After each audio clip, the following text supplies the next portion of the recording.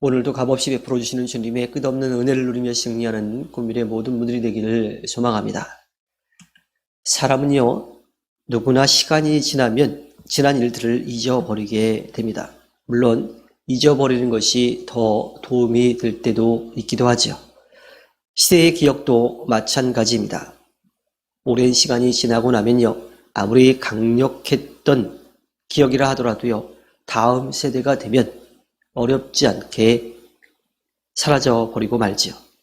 사소한 것이라고 하면 괜찮은데 우리의 정체성과 구원에 관한 기억이라면 결코 잊어서는 안 되는 일입니다. 모세는 율법을 왜 지켜야 되는지에 대해서 그 다음 세대에게 꼭 가르치라고 말합니다.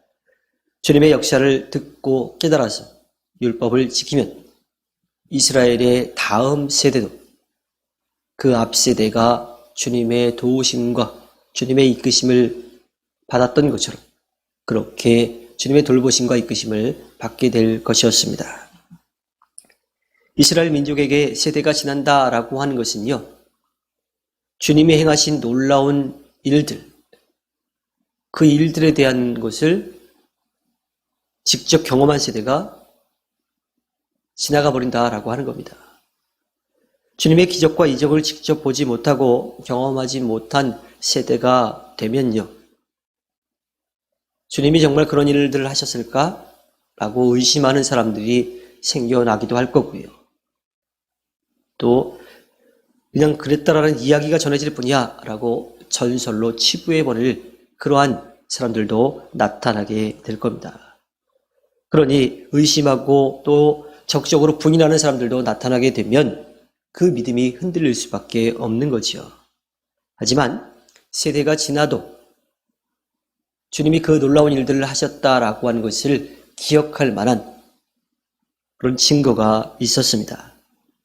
그것은 바로 이스라엘 민족이 주님께 받은 훈련과 규례와 법도이지요. 주님이 이러한 일들을 하셨다라고 하는 것, 그래서 우리에게 이렇게 살아가라고 가르쳐 주신 것들입니다.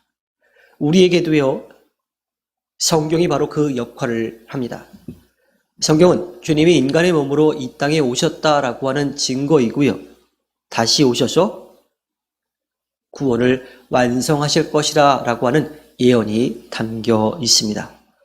따라서 우리에게 성경은요, 단순한 문자나 지식, 또 철학적인 가르침의 의미를 뛰어넘습니다.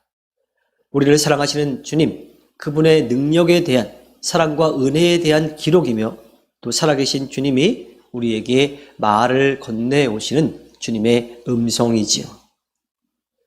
이스라엘 민족에게 주님의 법을 지킨다라고 하는 것은요, 약속의 땅에 거주할 수 있는 자격과 같았습니다.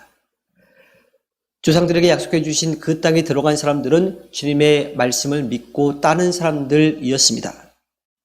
주님의 말씀에 따른다라고 하는 것은요, 곧 그 약속의 땅으로 인도받는 것과 같았죠. 약속의 땅에서 주님께서 베풀어 주시는 그 은혜를 누리고 보장받는 길도 주님의 말씀을 듣고 믿고 의지하고 따르는 것에 달려 있었습니다. 모세는 이것을 오늘 말씀 24절에서 이렇게 이야기하지요. 오늘처럼 주님께서 언제나 우리를 지키시고 우리가 잘 살게 하여 주실 것이다. 주님을 믿고 의지하고 따르면 자신들의 조상에게 약속되어 있는 것이 자신들에게 이루어질 것이라 라고 하는 겁니다.